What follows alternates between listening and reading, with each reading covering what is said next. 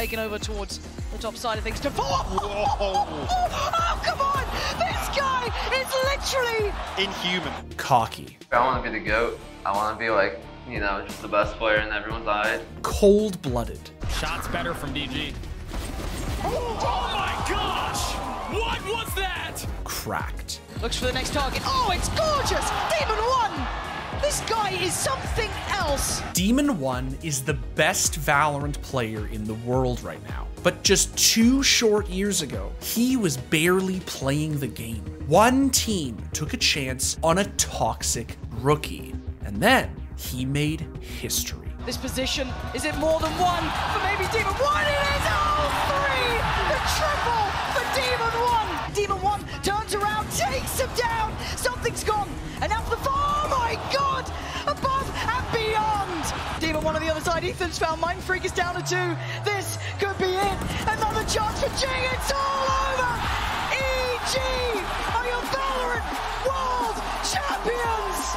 The haters, respect my name. I'm the best player in this game. Best player!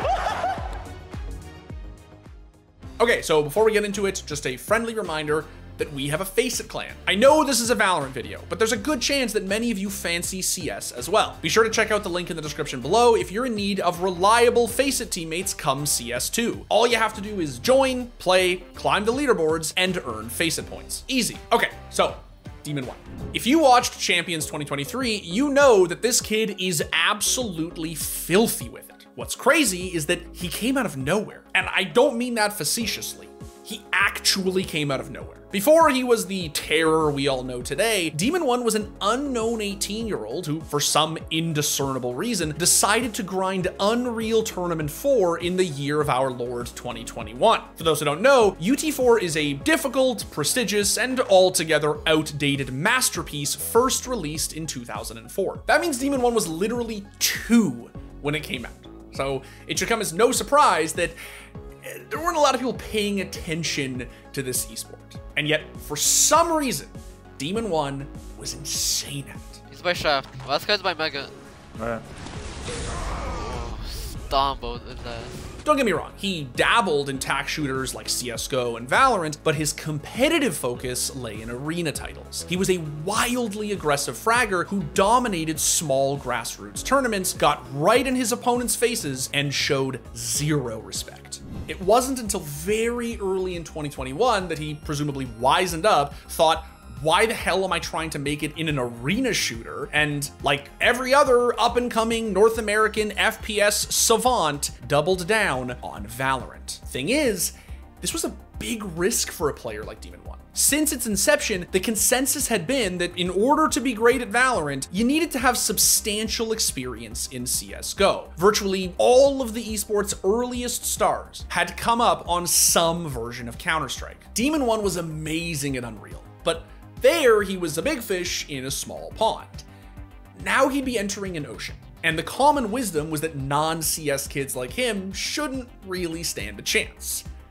But this kid was something special. Oh my god!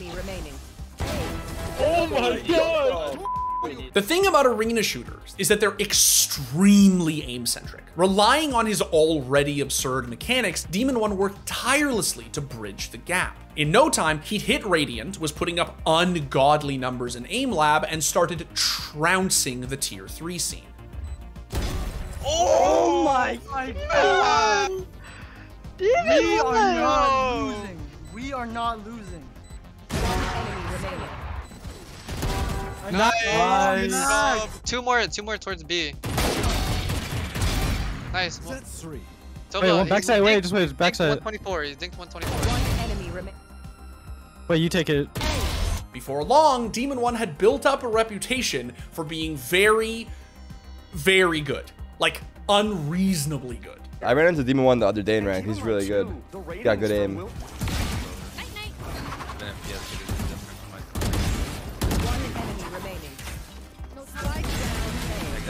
Wait. One enemy remaining. Where am I at? I want to relax. What? But despite dipping his toes into matchmaking, Demon1 almost never played ranked, at least by pro standards. Can you explain the rank drama you tweeted about? I don't know why people keep calling me a ranked player. I have the least hours in ranked out of any pro.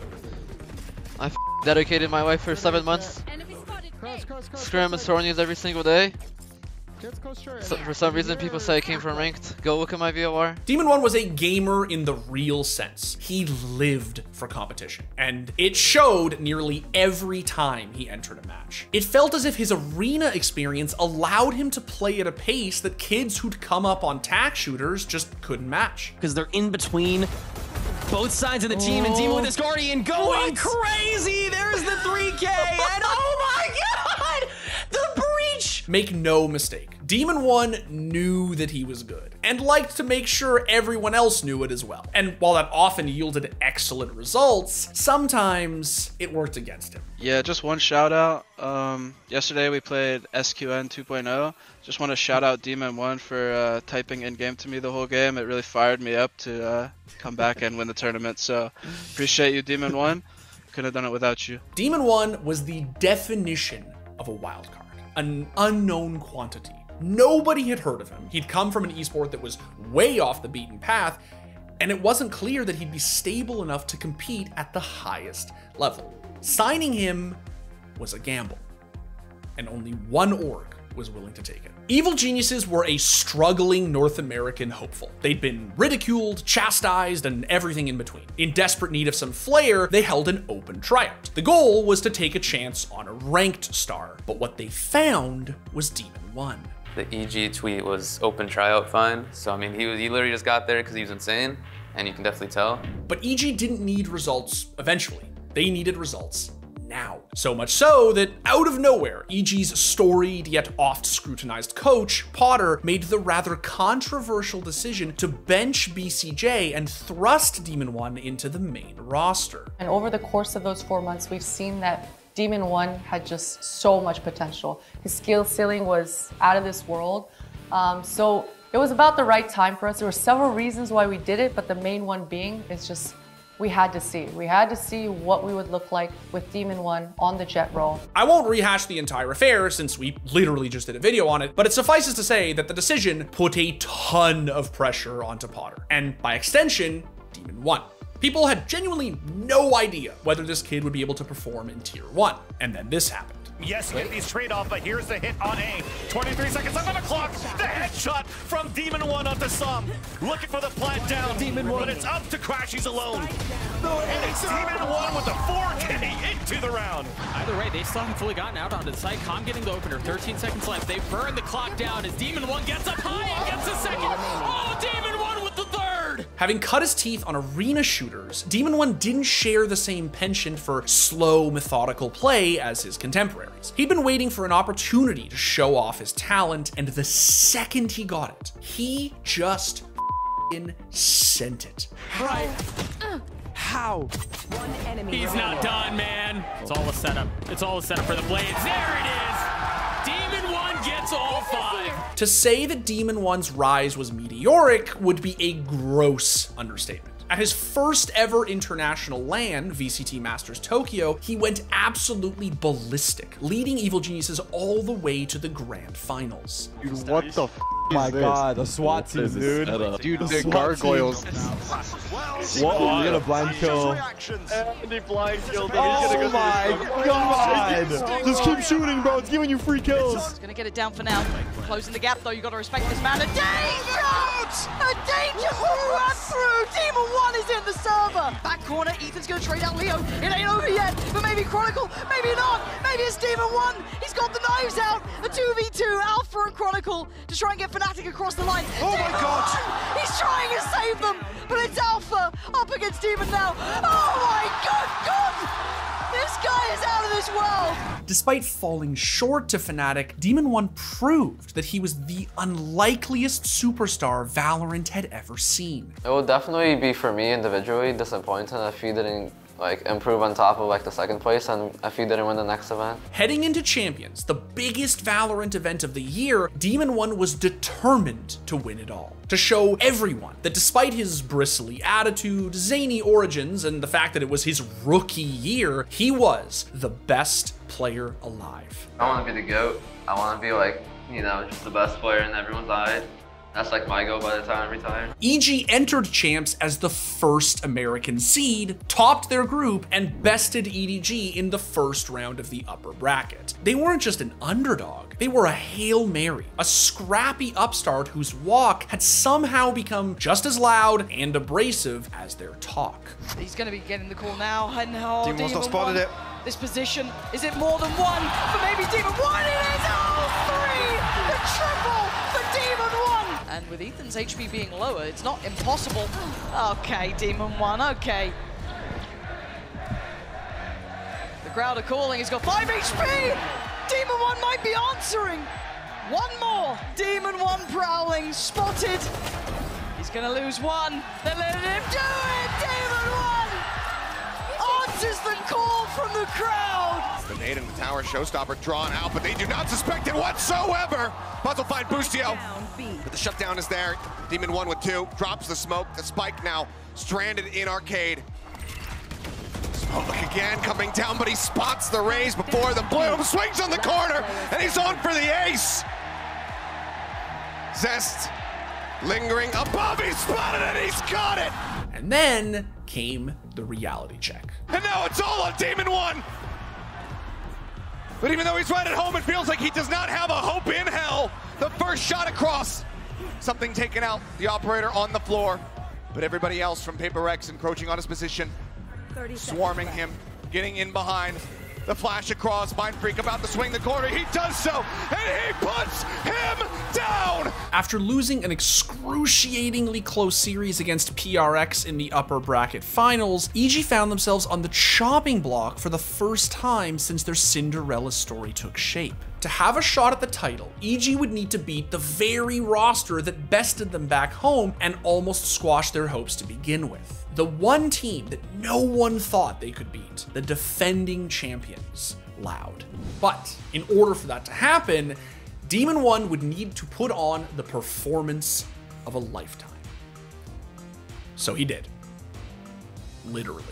Like, Ethan and Demon1 want to fight this. Oh my god, what a shot to open. They finally have taken control of Heaven. Less has cleared this one out, but again, time working against him. You can start to hear it tick. It's a wide phase. No way! Demon1! Do Aspas and Cowanzine recover a situation like this? The first one, great. Maybe but like still that. 2 players in aim A. Here's the dash. Upgrade. Received. Got to cover the fire all the way through here. Back towards Jenny. And yeah, Demon1. What is that? Over the course of Loud and EG's full 5-match barn burner, Demon1 dropped 101 kills, the most any player has ever put up in the history of a VCT best of 5. The backing away round to the side. These shots are wild. Loud. It's crumbling. Up to 2 years, 1v2. 2 years, a 1v1. He gets out. He has the molly to try and lock off Ethan as he would go for this, but the molly's not being invested. Not being invested. Too late. Ethan! What a meteoric rise this has been for EG. To go from a team that no one expected anything of to making 2 back-to-back grand finals appearances. Heading into their second consecutive grand final, it felt as if this had to be EG's moment, as if the title of best in the world was finally within Demon1's grasp. Towards the top side of things to oh, come on! This guy is literally inhuman. I don't know what this man is made of. We're creeping closer. There's nowhere safe in this Mind Freak with a huge pick up towards Ethan. Demon1 still standing. It's a 1v1. Demon1 wins it. EG pushing ahead now. Demon1 on the other side. Ethan's found. Mind Freak is down to 2. This could be it. Another chance for Jing. It's all over. EG are your Valorant World Champions! In just 3 months, Demon1 went from an open tryout find to a world champion. A shit-talking, semi-professional up-and-comer to the MVP of the biggest Valorant event on the calendar. He had put his money where his mouth was, and he even said as much. Was that your motivation the whole time? Like the moment you got on this team, you just want to prove everyone wrong? Oh yeah. the haters. Respect my name. I'm the best player in this game. Best player! Like, without Demon1, EG was not going to be able to do what they did, right? He was like a diamond in the rough, and he came in and he just slaughtered everybody, right? And while the disheartening news surrounding Evil Genius's roster situation has certainly put a dampener on all of this, it sort of doesn't matter what happens to Demon1 or where he ends up. He did it. The thing that so many players dream of and so few actually achieve. From zero to hero across this year, Lauren.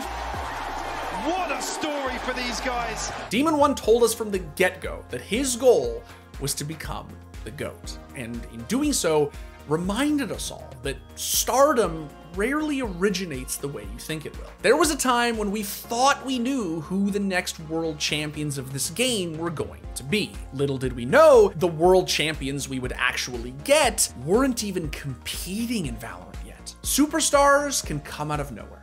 In fact, they often do. If Demon1's triumphant rise has taught us anything, it's to watch out for the underdogs, the misfits, the ones whose claims to greatness go unnoticed, or worse yet, aren't taken seriously. Because more often than not, those are the ones who end up changing everything. With stars at least, a Rico! What? You might be the best player in the world. I do not think people realize how cracked you actually have to be to compete in arena shooters. Playing CS well is hard. Playing Quake well, otherworldly. Those players don't get the recognition they deserve. Anyone who knows, like real ones, see a kid like this come out of Unreal and it's like, not surprising.